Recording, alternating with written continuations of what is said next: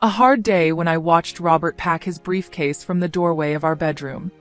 Our relationship seemed like a thick cloud that had descended upon our previously contented house, strangling the tension between us. My voice was hardly audible above a whisper when I continued, "I can't believe you're doing this." Glancing up, Robert's eyes were icy. "Susan, what? Heading into the office? This family needs someone to keep things going." His reasons were a stark reminder of the choice I had made only a few days prior, and they hurt and cut deep. I stepped back into the room and said, "You know that's not fair." In response, simmering in my chest was anger. "I quit my job for us, for our family," I said, my frustration evident as he snapped his briefcase shut. "No, you left your work because the strain was too much for you to bear. You now want me to take up the slack too," he replied. I winced at his words. They made a big impression. It was true that I had been finding it difficult to get used to being a stay-at-home mother. However, I never anticipated Robert's level of hatred. "I'm trying, Robert," I responded, my voice quivering with passion. "It's not easy to give up a career I loved." With a heavy sigh, he ran a hand over his hair. "I'm not looking for a fight this evening. We have some serious business to discuss." The sound of little feet pattering down the hallway stopped us before we could say anything more. With her teddy bear fiercely clasped to her bosom and her golden locks ruffled, our daughter Anna emerged from the doorway. She questioned naively, "Mommy, Daddy, why are you fighting?" I knelt to her level and feigned a grin. "Dear, we're not fighting. Just now, Daddy and I were chatting." Anna was scooped up by Robert, who then kissed her forehead. "Your mom is correct, Princess. Everything is all right. How about you go look for Grandma? She's probably preparing pancakes."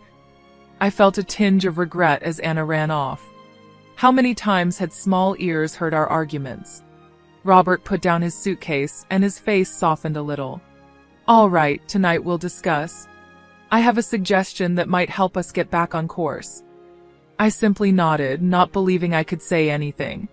I had the unshakable impression that something was very wrong in our family between us.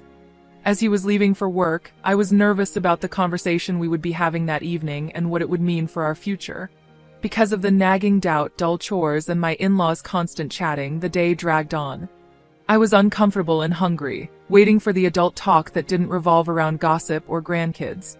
By the time Robert got back home with the kids well asleep, we retired to the study after supper.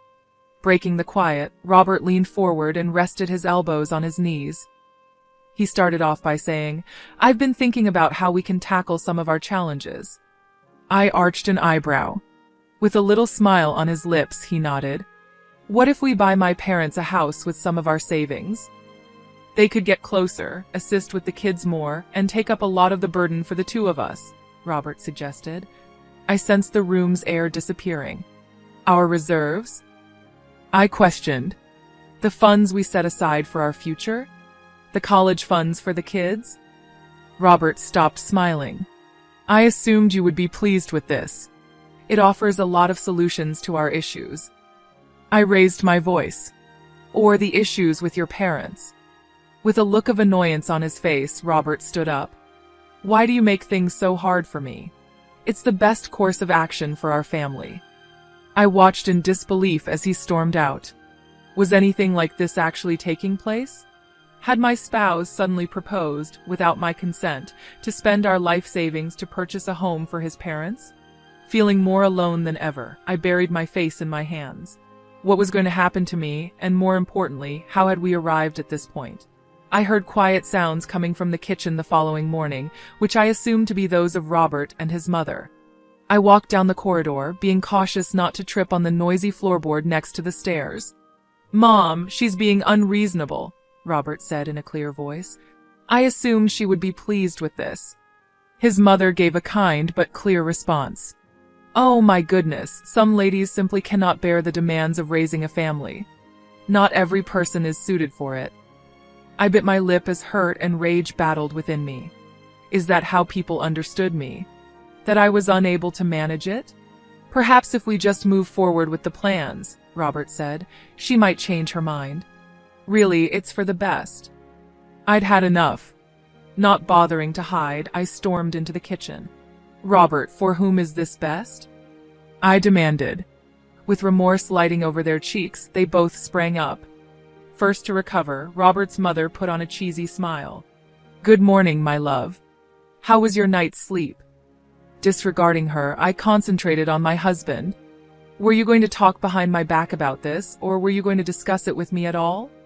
Even Robert seemed a little embarrassed. "Susan, that isn't how it is. We were only talking.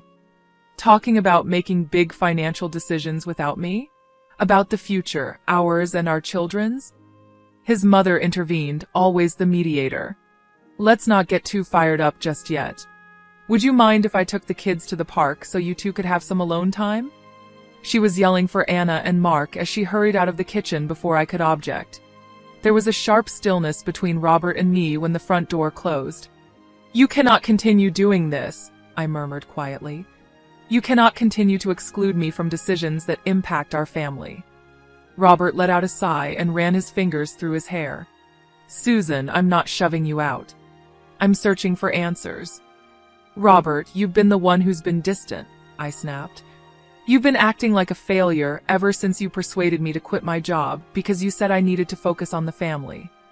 I reasoned, moving away from him as he grabbed me. "That is incorrect. Simply put, I believed that doing this would simplify things. Your parents might assist with the children, and you'd receive more assistance." "More assistance?" I gave a sour laugh. "Your father hardly recognizes me, and your mother can hardly contain her hatred for me." Robert grew stern-faced. "That is unfair. They have been really supportive since you left your work." "Supportive?" I sneered. "They have been choking me. You want to spend our money to buy them a house, but I can't make a single choice about our kids without your mother questioning me." He raised his palms. "What else should we do with it? We could use the assistance since it is currently available." I looked into his eyes and saw him clearly for the first time in many months. "This man is not the one I wed, this is someone else entirely." "Robert, I can't handle this anymore," I said. "I refuse to be excluded within my own family." His face became more composed. "Come on, Susan. We are able to resolve this. We just must." He was cut off by the sound of the front door opening, the enthusiastic chatter of our children filling the home, accompanied by the voices of his parents. "Daddy! Mommy!" Anna yelled. "See what we discovered at the park." I forced a grin onto my face as our daughter ran into the kitchen, brandishing a glittering pebble. However, I saw Robert's mother's rough glance above her head. She was certain that she had won this round. I silently vowed as I bent to gaze at Anna's treasure, this wasn't the end. I wouldn't allow them to drive me away from my own family. Something needed to shift quickly. Staring at the laptop screen in front of me, I sat at the kitchen table.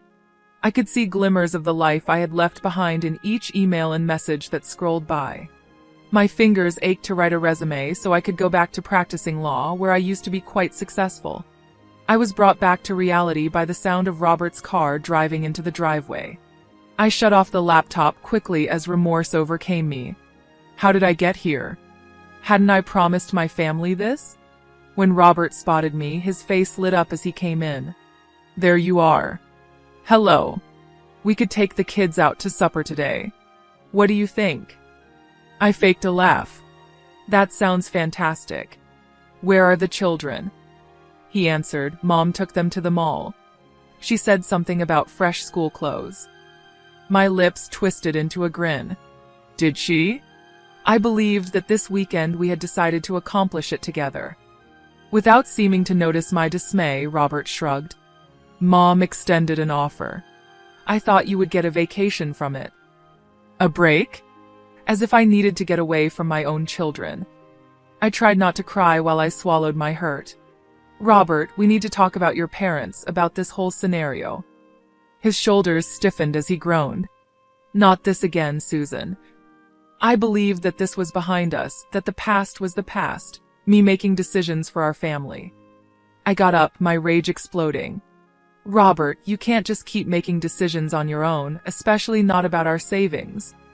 He narrowed his eyes. "What's that supposed to mean?" I inhaled deeply. Earlier, I heard you talking on the phone. You were conversing with a real estate agent, right? Robert looked surprised and flushed. It was only a preliminary discussion. I was obtaining data. Without first speaking with me, I concluded on his behalf. He raked a hand through his hair once again, his voice brimming with frustration. Susan, what do you want from me? I'm attempting to act in our family's best interests. Our family, I said once again. Not the talk of your folks, not the idealized version of our family that your mother has. We, Robert, me, you, and the children. He fired back. My parents are part of our family too. Why do you not see that? Something inside of me snapped. Because they're assuming control. Your father ignores me during family dinners, your mother scolds me for being a parent, and you're allowing it to happen. Robert grew stern-faced. That is unfair. They only want to help. I chuckled in disbelief. Is that what you call it when your mother insults my parenting? When your father avoids me at family dinners? Robert responded. You're exaggerating, but I could tell he was doubting himself. I took a step forward and spoke in a deep, low voice. Robert, am I mistaken? Tell me this. When was the last time your parents weren't involved in a choice that we decided on together? He parted his lips, then shut them again, unable to respond. That's what I thought, I said as my strength began to go. Robert, I can't continue to live this way. There must be a change. I briefly had a glimpse of the thoughtful, kind man I'd married. However, he soon closed his face once more. You're accurate, something indeed has to change. You must acknowledge that this is how we now live, Susan. My folks are here to stay. We'll all be happier if you embrace that sooner rather than later. I was filled with shock and sadness as I looked at him. Had this actually been the state of our marriage? The sound of the front door opening and the eager talk of our kids were followed by the resounding voice of Robert's mother. She called, "We're back. And wait until you see what we bought." Robert turned to meet his mother and our children, giving me a look that suggested quite obviously that our talk had ended. As I stood there, horrifying reality overwhelmed me. This was no longer simply about Robert's parents. This had to do with our marriage's future, and for the first time I wasn't sure whether it really had one. I sat at the desk in our shared study, pen poised over paper, heart thumping in my chest. The place was oddly quiet. This was it, the breaking point. I looked at my watch. It was 2:37 a.m. with his head still in the clouds. Robert had no idea that our world was about to rock. The kids were safely nestled into their beds, oblivious to the unrest that had been building for several months. My hand trembled as I started writing. The kids and I will be gone by the time you read this, Robert. This is no longer how I can live. My eyesight became blurry as I released years of grief, disappointment, and betrayal onto the paper. I wrote about my experiences of being ignored, about his parents' persistent interference, and about the dreams I had given up only to be viewed as an outsider in my own home. I let out a sob as I signed my name at the bottom. I smothered the sob quickly, not wanting to wake anyone. This was not the future we had planned together, and it was not how I had expected my life to turn out. However, things happen, people change, and sometimes you have to have the courage to alter your own narrative. I carefully folded the letter and put it where Robert could see it, in the middle of his desk. Quietly, I made my way upstairs in an attempt to rouse the kids. "Mommy!" I shook Anna gently awake, and she murmured something sleepy. "What's wrong?" she inquired while rubbing her eyes. "Nothing's wrong, sweetheart," I whispered and lied. "We're taking a little getaway. Could you please assist me with your brother, like a big girl?" Though still half sleepy, she nodded. Being the lighter sleeper of the two, Mark was usually simpler to wake up. In a matter of minutes, I had them both dressed and prepared to depart, holding their beloved stuffed animals firmly in their arms. I held my breath as we tiptoed down the steps, hoping that Robert wouldn't wake up. His snoring from our bedroom was a comforting sound, but it also cut deeply. I no longer felt like I knew this man who I had previously loved more than anything. We arrived at the car without any problems. Anna's little voice sliced through the evening air as I strapped the children into their seats. "Where's Daddy, Mommy? Will he not go with us?" Even though I knew the question was coming, I froze, unprepared for it. No, my dear, Daddy must remain here, but don't worry, we'll see him shortly. Even though the lie hurt my tongue, I couldn't bring myself to utterly destroy their reality, not quite yet. My attention was drawn to a movement as I slid into the driver's seat. Robert's mother was standing there in the upstairs window. When our gazes locked, time seemed to stop. I saw the beginning of comprehension, a spark of wrath, and then, shockingly, something that nearly seemed like satisfaction. I fired the engine and slid out of the driveway. Without thinking, I drove through the lonely, dark streets with shaking palms on the steering wheel. To what destination were we heading? How would we proceed? My head was filled with questions that felt like they would never end. However, I felt calmer when I looked at my sleeping kids in the rearview mirror. We would work things out. It was necessary for us to. My phone buzzed just as the first rays of dawn were starting to strike the sky. My blood ran cold as I saw Robert's name flash on the screen with the sentence, "You have no right to remove my kids. My attorney will get back to you, Susan. You're not going to get away with this." My resolve strengthened, and I threw the phone onto the passenger seat. Now there was no turning back. I would confront the next challenge and any upcoming struggles for the sake of my children and myself. I allowed myself a tiny grin as the sun rose, casting a picture of opportunity and optimism over the earth. This was only the start of a new chapter in our narrative, not its conclusion. I arrived at a dilapidated motel's parking lot, fatigued filling my body despite the mess in our lives. The children's faces were serene as they slept soundly in the back seat. I was about to cry as I propped my head on the steering wheel when I heard a tap on the window. "Susan, is that you?" Blinking in shock, I looked up. My high school best friend Carolyn was there, gazing through the glass, a face I hadn't seen in a long time. "Carolyn," I gasped out, wiped my eyes hastily, and got out of the car. "What are you doing here?" She drew me into a close embrace. "This place is managed by me, yet I forget about myself. What is happening? Are you all right?" Something inside me shattered at the concern in her voice.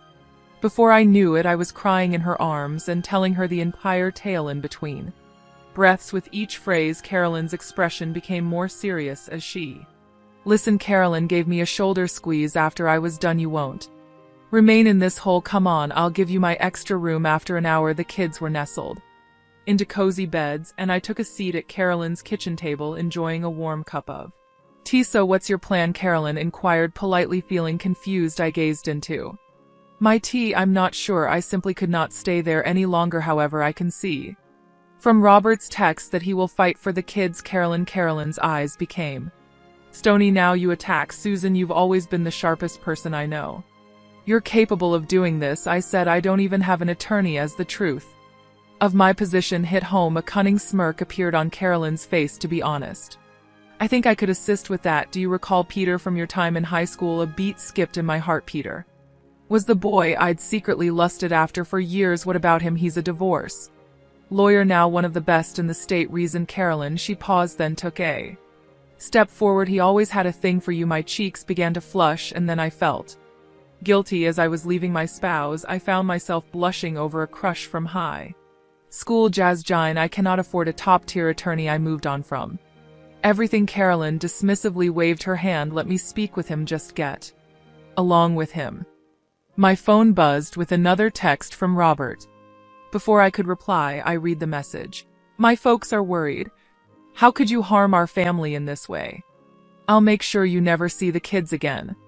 Go home immediately." I showed Carolyn the message, my hands shaking. Her expression grew serious. "That resolves the matter. Peter is the first person I'm phoning in the morning." That night, I couldn't fall asleep. While I lay in bed, the sensation that I was perched on a cliff persisted in my mind. Peter's meeting seemed like the end of the road, like my marriage had officially ended.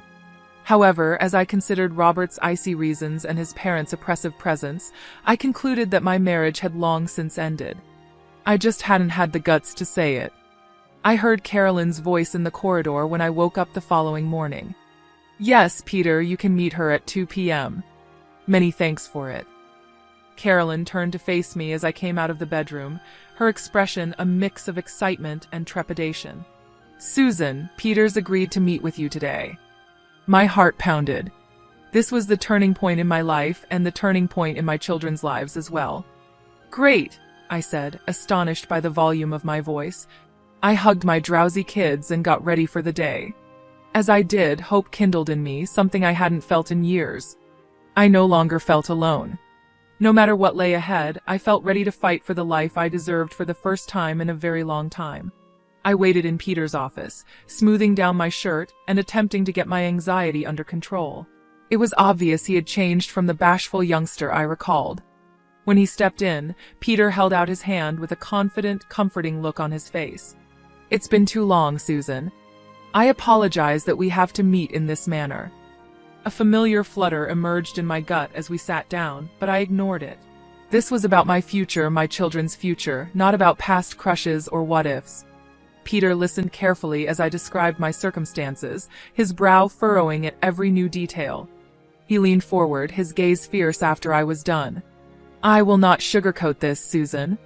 This may turn heated, especially with Robert's parents involved and his wealth. However, I can assure you that we will battle to the death." Something within me was sparked by his words, a fire I had long since extinguished. "How do we start?" We plotted for the next 60 minutes as Peter described our strategy. I sensed the return of my previous legal feelings as we began discussing the details. When my phone beeped, I quickly looked at the screen. "It's Robert.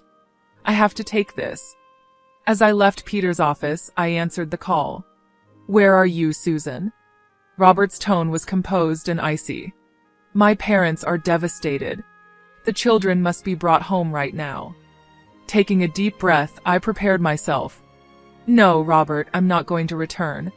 I've hired an attorney. Please get in touch with him for any further matters." A moment of startled silence fell. Then Robert's voice became angry. "Do you really believe you can take my kids and get away with it, Susan? I'm going to ruin you. You'll be lucky if you see them again when I'm through." The call ended abruptly.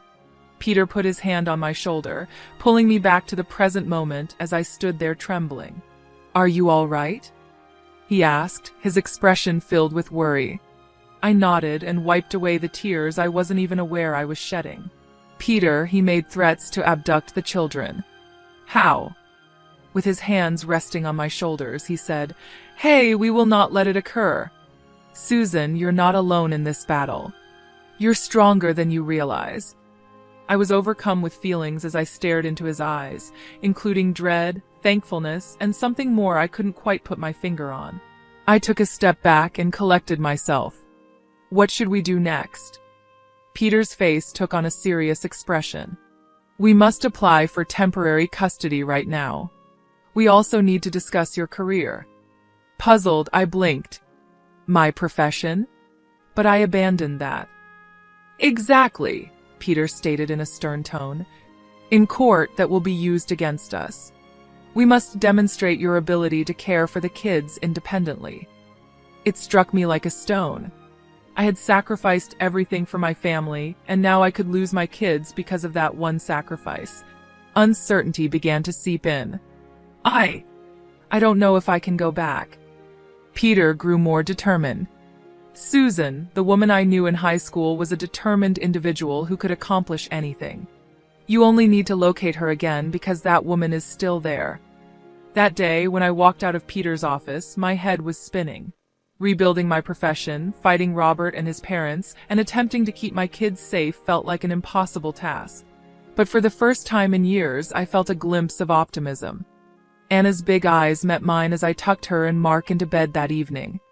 "When are we going home, Mama?" she asked. My heart tightened. "Oh, my dear," I replied, drawing her near. "We're at home now. Our home is wherever we are when we are together." I vowed in silence as I held my daughter. I would build us a new home, one that was free of love, respect, and hardship. No matter how long it took or how fierce the battle was, I was prepared for the difficult path ahead. The old Susan was coming to her senses and ready to reclaim her life. In front of me stood the courtroom, a rising reminder of the conflict I was about to engage in. Grasping my suitcase firmly, I attempted to calm my anxiety. Our interim custody court hearing was today, and I knew that Robert and his parents would make a big deal out of it.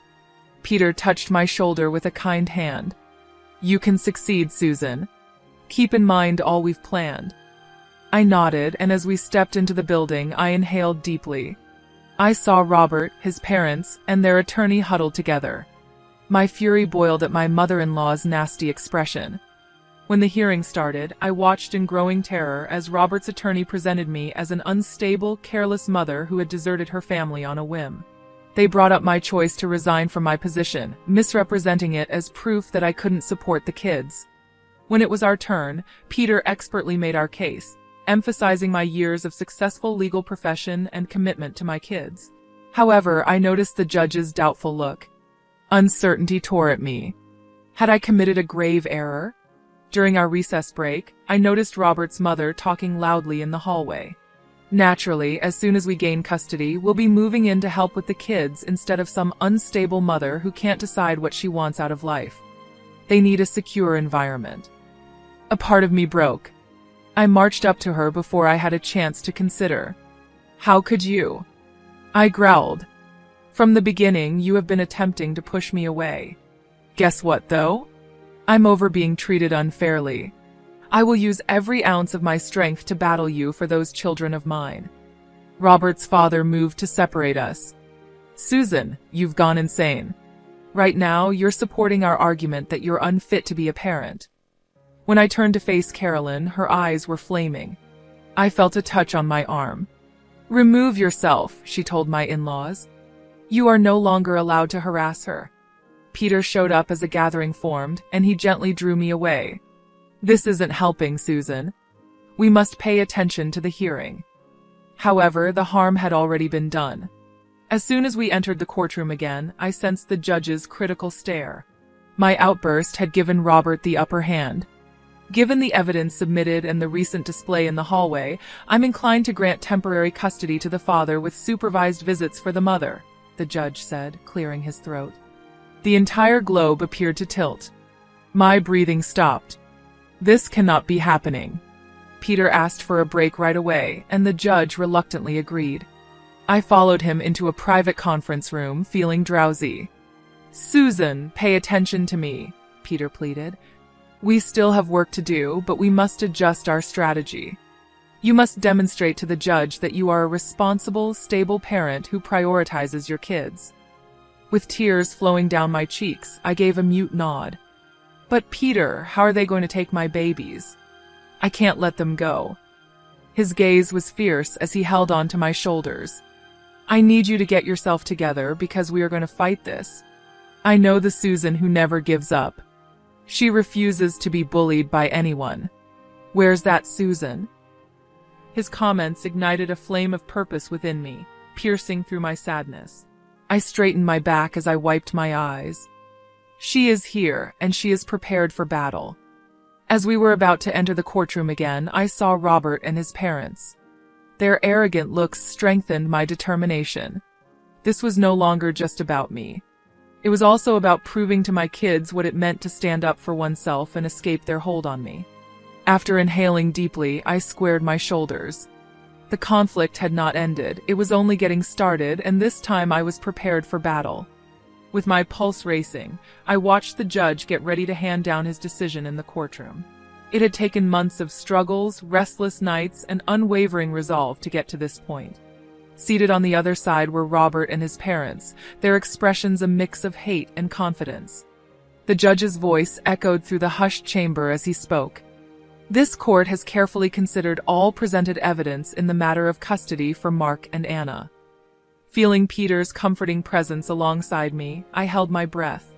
The world appeared to stop when the judge announced that Susan Matthews would receive primary custody and that Robert Matthews would have significant visitation rights.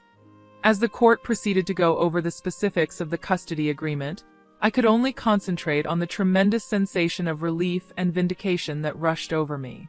I heard Robert's mother gasp and saw Robert's face crumple in shock. Peter looked up at me, his smile contagious and encouraging. More than that, it made my heart skip a beat. Robert came over to me outside the courthouse, his parents watching from a distance. Susan, I'm sorry for everything, he murmured quietly. I nodded, astonished that I didn't feel angry.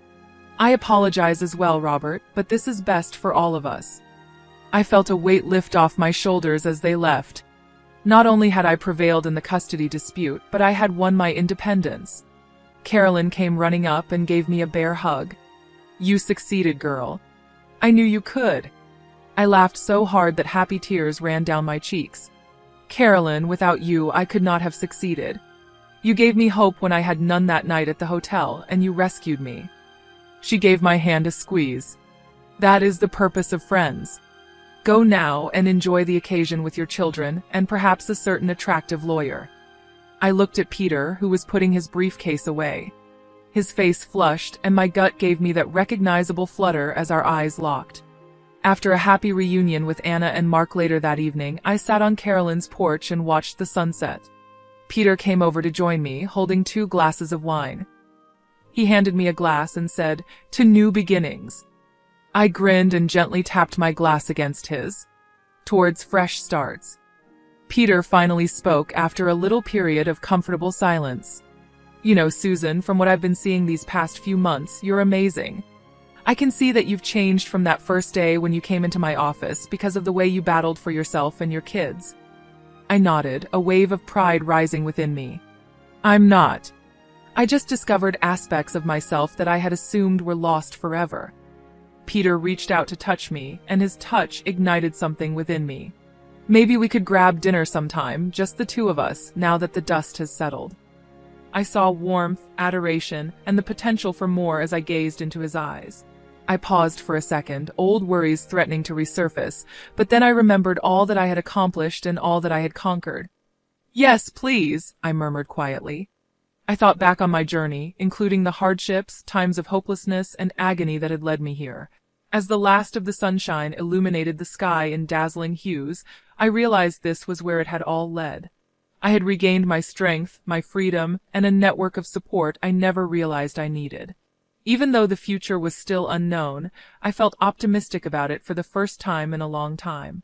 I still had my independence, my kids, and maybe a future full of love ahead of me.